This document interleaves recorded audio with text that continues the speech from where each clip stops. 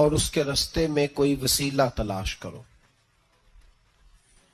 اس کے رستے میں کوئی وسیلہ تلاش کرو، اور وسیلہ تلاش کرنے کے بعد کیا کرو؟ وَجَاهِدُوا فِي سَبِيلِهِ، پھر اس کے رستے میں جد و جہد کرو، لَعَلَّكُمْ تُفْلِحُونَ، اس امید پر کہ تم فلاح پا جاؤ۔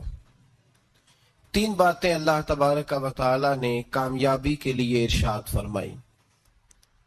پھر سنیے، سورۃ المائدہ ہے، آیت نمبر 35 ہے، 6 پارہ۔ فرمایا اے ایمان والو اللہ سے ڈرو، ایک بات، اس کے رستے میں وسیلہ تلاش کرو، 2 باتیں، پھر تیسرے نمبر پہ ارشاد فرمایا اب جد و جہد کرو، اب کوشش کرو اللہ کے رستے میں۔ ہوگا کیا کہ اللہ تمہیں کامیابی عطا فرمائے گا، تم فلاح پا جاؤ گے۔ وسیلہ اللہ تبارک و تعالی کے قرب کو حاصل کرنے کے ذریعے کے نام کو کہتے ہیں۔ ایسی چیز جو اللہ کے قریب کر دے، اللہ کی رحمت کے قریب کر دے، اسے وسیلہ کہا جاتا ہے۔ ہر نیک عمل اللہ کے رستے میں وسیلہ ہے۔ نماز بھی وسیلہ ہے، رشتہ داروں سے اچھا سلوک کرنا بھی وسیلہ ہے، صلہ رحمی کرنا بھی وسیلہ ہے، صدقات و خیرات کرنا بھی وسیلہ ہے، سچ بولنا بھی وسیلہ ہے، اللہ تبارک و تعالیٰ کی رضا والا ہر کام کرنا وسیلہ ہے، فرض بھی وسیلہ ہے، نفل بھی وسیلہ ہے۔ اگر اعمال اللہ کی بارگاہ میں وسیلہ ہے تو اللہ کے اولیاء بھی اللہ کی طرف وسیلہ ہے، اہل بیت بھی وسیلہ ہے، صحابہ بھی وسیلہ ہے، اور رب کریم کی بارگاہ میں سب سے بڑا وسیلہ رسول پاک کی ذات والا صفات ہے۔ سب سے بڑا وسیلہ حضور کی ذات، سب سے بڑا وسیلہ ہے، سب سے بڑا وسیلہ اللہ تبارک و تعالیٰ کے محبوب کی ذات ہے۔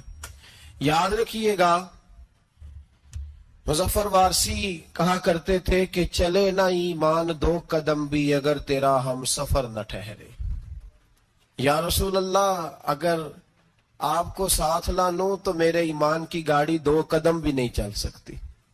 اور حضور قبر، حشر، آخرت تو وسیلہ علیحدہ چیز ہے نا۔ میں تو زندگی کے شب و روز گزارنے کے لیے آپ کا محتاج ہوں، آپ کے بغیر، آپ کی سنت اور شریعت کے بغیر میری زندگی بھی نہیں گزرتی۔ کہنے لگے چلے نہ ایمان 2 قدم بھی اگر تیرا ہم سفر نہ ٹھہرے، اور تیرا وسیلہ دیا نہ جائے تو زندگی معتبر نہ ٹھہرے۔ اور لبوں پہ ایاک نستعین ہے، پر میرا اس حقیقت پہ بھی یقین ہے، اگر تیرے واسطے سے مانگوں کوئی دعا بے اثر نہ ٹھہرے۔ نبی پاک بھی وسیلہ ہے، نیک اعمال بھی وسیلہ ہے۔ 2-3 قسم کے گروہ پیدا ہو گئے ہیں امت مسلمہ میں۔ یہ وابتغوا الیہ الوسیلہ کے تحت شاہ ولی اللہ صاحب محدث دہلوی رحمۃ اللہ تعالی علیہ، جو امت مسلمہ کے متفقہ امام ہیں، تمام مسالک جن کا احترام کرتے ہیں، شاہ ولی اللہ صاحب نے لکھا ہے کہ وابتغوا الیہ الوسیلہ سے مراد یہ ہے کہ اللہ فرماتا ہے اکیلے نہ آ جانا، کسی مرشد کامل کا دامن تھام کے آنا، ایسے اکیلا نہ آ جانا کہ تیرا کوئی وارث ہی نہ ہو، کسی کا دامن تھام۔ اب 2-3 جماعتیں پیدا ہو گئیں، ایک سرے سے قائل ہی نہیں وسیلے کے۔ وہ کہتے ہیں جی نماز کا وسیلہ دے لو، روزے کا وسیلہ دے لو، حج کا وسیلہ دے لو، نبی پاک کا نہ دینا۔ وہ خدا کے بندو، نماز کا وسیلہ دینا درست ہے، میں نے شروع میں کہا کہ یہ بھی وسیلہ ہے، لیکن نماز پتہ نہیں قبول ہے کہ نہیں قبول۔ روزے کا وسیلہ دینا درست ہے، پر پتہ نہیں وہ قبول ہے کہ نہیں۔ حج کا وسیلہ دینا حج نہیں دینا چاہیے، لیکن پتہ نہیں ہمارے حج ٹوٹے پھوٹے ہیں، قبول ہیں کہ اس رسول کا وسیلہ کیوں نہ دیں جو ہر حال میں اللہ کی بارگاہ میں قبول ہی ہے، ہر حال میں اللہ کی بارگاہ میں۔ بلکہ اعلیٰ حضرت فرماتے ہیں بخدا خدا کا یہی ہے در، نہیں اور کوئی مفر مکر، جو وہاں سے ہو یہیں آ کے ہو، جو یہاں نہیں تو وہاں نہیں۔ تو یاد رکھیے گا، نبی پاک کا وسیلہ سب سے معتبر وسیلہ ہے۔ اب لوگ اس جھگڑے میں پڑ گئے، اور جتنی جتنی تعلیم عام ہوتی جاتی ہے لوگ دروازے رسول سے دور ہوتے چلے جا رہے ہیں، بجائے اس کے کہ محبت رسول بڑھتی، نبی پاک کا قرب بڑھتا، اور ہم بھی بادشاہ لوگ ہیں، جس مرضی کی بات ہم سننی شروع کر دیتے ہیں۔ اور خدا کے بندو سنو، زندگی نبی پاک کے بغیر نہیں گزر رہی تو قبر حشر میں حضور کے بغیر کامیابی کیسے ہوگی؟ یاد رکھیں اور سمجھیں اس بات کو، اور اپنے عقیدے کو پہاڑ سے زیادہ تگڑا بنائیں۔ اس میں کوئی شک نہیں کہ نیک اعمال بھی وسیلہ ہے، پر بھائی مجھے تو اپنی نماز پر اعتبار نہیں، اس لیے کہ میں خلوص سے پڑھتا ہی نہیں۔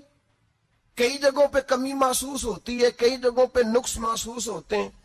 روزے رکھے ہیں، ہمیشہ سے رکھ رہے ہیں، لیکن کوئی ایسا مان اور بھروسہ نہیں کہ بخشوائیں گے۔ حج اللہ تبارک و تعالیٰ توفیق دیتا ہے، ان لوگ جاتے ہیں، ہمیں بھی اللہ نے موقع دیا، ہم بھی گئے ہیں، دعا فرمائے اللہ بار بار بلائے۔ لیکن گزارش یہ ہے میرے بھائی سمجھ لیں کہ یہ چیزیں ہماری نظر میں کرتے ہیں، اللہ تبارک و تعالیٰ انہیں سبب رحمت بنائے گا، لیکن ہمیں اس پر کوئی مان، کوئی تکبر، ہاں اگر بھروسہ ہے تو ذات رسالت ماپ پہ بھروسہ ہے، نہ تیگو تیر پہ تکیے، نہ خنجر پر، نہ بھالے پر، بھروسہ ہے تو ایک سادی سی کالی کملی والے پر، نبی پاک صلی اللہ علیہ وسلم کی ذات پر۔ اب لوگ خشک زندگی گزارنا چاہتے ہیں، خشک سی نماز، اور بس جی بس نماز روزہ سیدھا کرو، یہ ہمیں کہاں